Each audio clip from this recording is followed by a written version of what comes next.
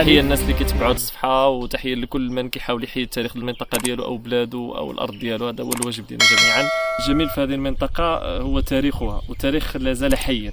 انا اليوم مثلا جميع الاجيال موجوده في هذه الجوله اللي درنا، من الناس في تقريبا في 90 سنه الى الشباب في العشرينات. الجميع يعرف المنطقه وجميع مهتم بالتفاصيل ديالها، الجميع مهتم بالزراعه ديالها، الجميع مهتم بالتقاليد ديالها، بالنكات ديالها. احنا قبل قليل كنا حتى كنتعاودوا النكات باللهجه ديالنا. نحن محظوظون جدا اننا كننتميو لمنطقه غنيه لهذه الدرجه، فهذا لا يمكن الا ان تعتز وتفرح بها. ماشي اي واحد عنده هذه النعمه صراحه. سون طاريفي تازا، دباباتنا وصلت الى تازا، كان عنوان بالاهازيج في ذيك الوقيته. معنا الان سي محمد الرماش، مذيع الشاب المشهور في قناه الجزيره، اللي شرفنا وشرف المنطقه ديال تازا، والمنطقه ديالنا اللي هي قبيله البرانيس، اللي هي قبيله معروفه تاريخيا في المنطقه ديال تازا. سي محمد الرماش، شرفنا اليوم، فنرحبوا بك جميعا باسمكم. وفي الحقيقه هو شخصيه اللي غنيه عن التعريف.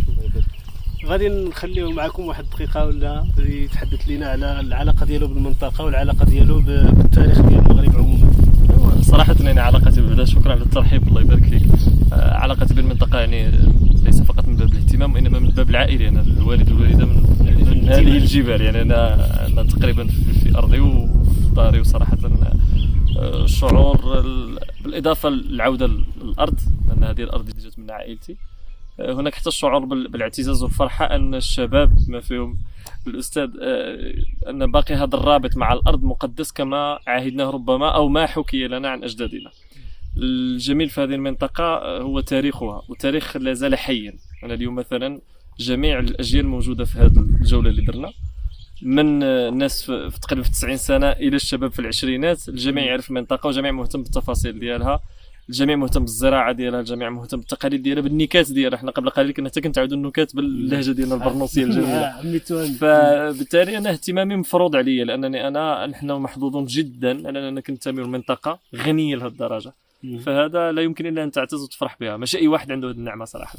في العلاقه ديال التاريخ المنطقه بالتاريخ ديال المغرب، اللي معروف انه خاصه في الفتره ديال الاستعمار الفرنسي، لعبت دور. الجميل في المنطقه هذه والغريب فيها ان عندها تاريخ قديم مهم جدا، وحتى التاريخ المعاصر ديالها مهم جدا.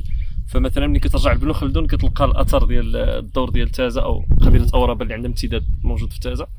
البيعه ديال ادريس الاول اللي كانت هنا، اصلا التقليد باقي لحد الان البريه مرتبطه بهذا التاريخ.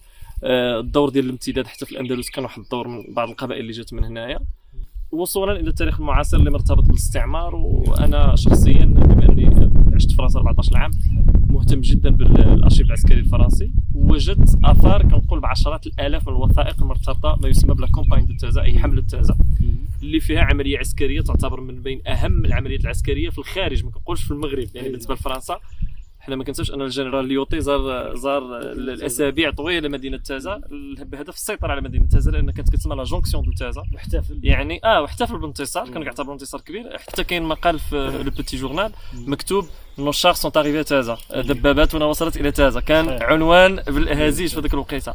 جنرال ليوطي كان كيعتبر لا جونكسيون تازا اي ما يمكن ترجمته بحلقه تازا، لان كانت هي الواصل ما بين الجزائر والمغرب، وكانت فرنسا من الجزائر كتحاول تسيطر على الشرق المغربي، وكانت تازا هي هذاك السد المانع، ليس فقط ارتباطا بشجاعه الاهل ديالها، وانما حتى جغرافيا كانت سهل، لان جغرافيا الجبال في ذاك الوقت كان صعيب السيطره على منطقه بهذا الثقل. قاعده ديال كنداروش، كونديروش، قاعده ديال تاريش، تايناس، يعني كان النشاط العسكري كان عالي جدا في تازا. وللاسف عاد بهذا الجيل هو اللي بدا يهتم بهذا الرصيد هذا، وهناك عوده لهذه الوثائق ان شاء الله. التاريخ تنقيب على الوثائق، لان هذا مهم كتدخل في تعريف المنطقه، هذا واجب علينا جميعا اننا نعرفوا به. بارك الله فيك سي محمد، شكرا بزاف. حنا تنحيوا السي محمد، الله يبارك فيك، تحيه لكم. شنو سميت الصفحه؟ الصفحه سميتها خبر وتاريخ. خبر وتاريخ، ايوا سيدي، خبر وتاريخ، زعما خبر وتاريخ. وهذا التخصص ديالي هو الخبر، التاريخ ماشي تخصص، غير هوايه. وتحيه الناس اللي كيتبعوا الصفحه، وتحيه لكل من كيحاول يحيي تاريخ المنطقه ديالو او بلاده او الارض ديالو. هذا هو الواجب ديالنا جميعا، وان شاء الله نتلاقاو في فرصه قادمه باذن الله. شكرا على الاستضافه والاستقبال في هذه البلاصه هذه الرائعه. شرفتينا، الله يبارك فيك. الله يبارك فيك.